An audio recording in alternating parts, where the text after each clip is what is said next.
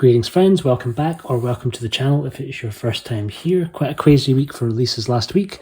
4 pretty great titles out from 2 different companies in the UK. So these are all Region B, 2 from 88 Films, 2 from Eureka. Reviews are up for Forbidden City Cop and Erotic Ghost Story already. And this one only went up yesterday but has had over 700 views already. Unfortunately, that didn't seem to correspond into subscribers. So I say this every video, but if you don't yet subscribe to the channel, please do click that red button and give me a subscribe. I try and post a new video daily. Loads of great reviews, loads of unboxings, and loads of Kung Fu clips still to come. So do please click that red button if you haven't so far. Okay, so I can say reviews for these 2 are already up. We're now going to start focusing on the Eureka releases. Spooky Encounters I'm going to get to because that's the one that for me is the best of all the 4 movies that came out last week. But for today, we're getting into Johnnie To's PTU from 2003. This one is one that I hadn't seen before. Imagine to kind of check out the Eureka release. And it's worth pointing out that this was pretty hugely successful, kind of spawned its own little franchise. So after the first film that we'll talk about a little bit today, this had 5 sequels in 2008 and 2009. So 2008 saw The Code here, also saw No Way Out, Human Nature, Partners, and then followed a year later in 2009 by Comrades in Arms, all starring pretty much the same principal cast that we would see in this one, though playing slightly different characters. And then more recently in 2019, we got a spin-off TV series. So there's also, worth pointing out, a pretty awesome toy line, which I don't have any of, but they're pretty cool. That's a little miniature version of Lam Shiu's character, Fatty. So sticking with the first one for just now, part of Eureka's Masters of Cinema range. This is by number 248. Cover art duties by Gregory Sacre, who goes under the name Go Kaiju, and is really one of the nicer covers that we've seen so far coming out from, certainly from Eureka. Most recent memory, I kind of much prefer Go Kaiju's work to some of the stuff that we've been seeing on the Kung Fu releases. Don't want to throw any shade. I think it's Darren Wheeling who does these. He does a pretty good job, but for me, visually, I much prefer what Go Kaiju's been doing. He's also doing their upcoming release of Wild Search, the Ringo Lam movie, but very cool. So if you can track one down with a slipcase, it is absolutely worth doing.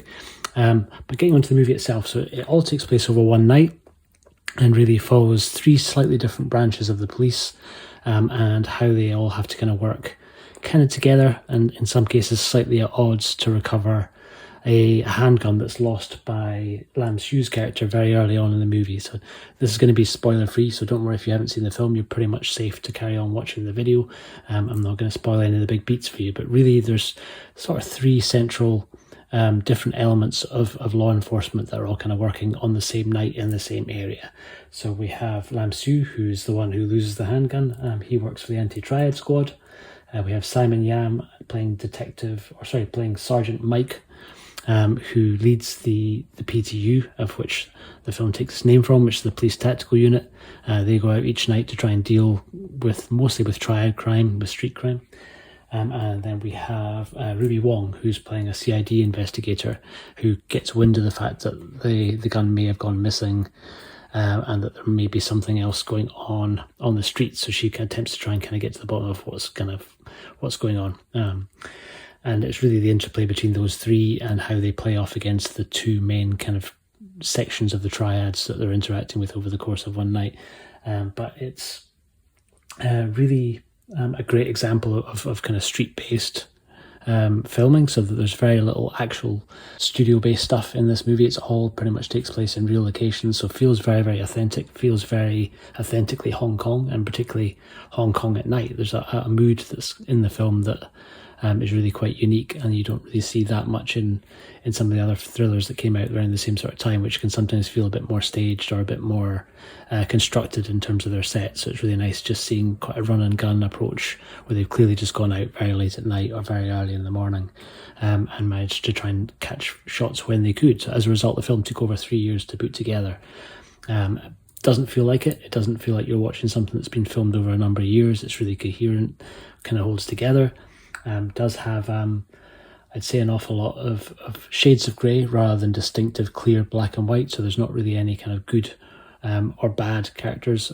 It's very much everybody is a different shade of grey. So the lines blur an awful lot, and Johnnie To certainly doesn't cast any particular aspersions one way or the other as to kind of who he favours more. So it's not really a film of heroes and villains as much as it's just watching what happens over the course of one evening unfold. That's probably about as much as I want to tell you. I think performances in it are pretty spectacular. It's nice seeing Simon Yam doing a slightly more layered part. He was pretty big in Full Contact, which is one of the other big films that I know him from, which is another Ringo Lam movie, when he plays the villain.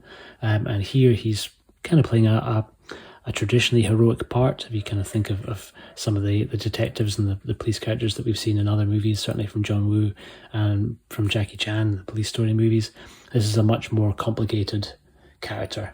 I think he's certainly not one that I would call villainous, but he's pretty rough in the way that he kind of goes about his duties. So yeah, Simon Yam on fine form here.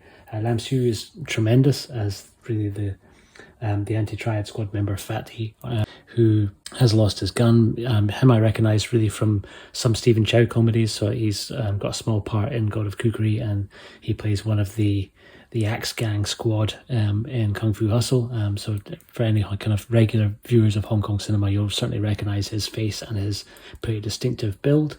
But he's great here. He gets to do almost...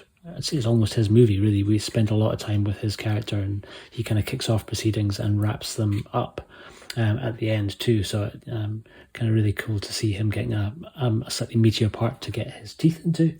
Both the female actresses that are in this, Maggie Shiu is another member of the PTU, and Ruby Wong's playing the CID inspector. Both handle themselves really well. So it's not a film with an enormously large cast, but everyone who is here does a really good job. Cinematography is by Chung Shiu Kyung. Looks incredible.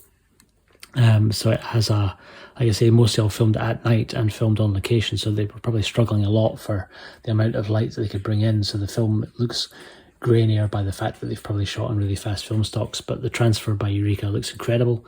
It holds up really well, so that you can always make out what's going on, and even in the darkest of sequences, they've managed to pull a lot of details back out from it. So it gives that a very atmospheric, really quite memorable tone to it. It looks really cool.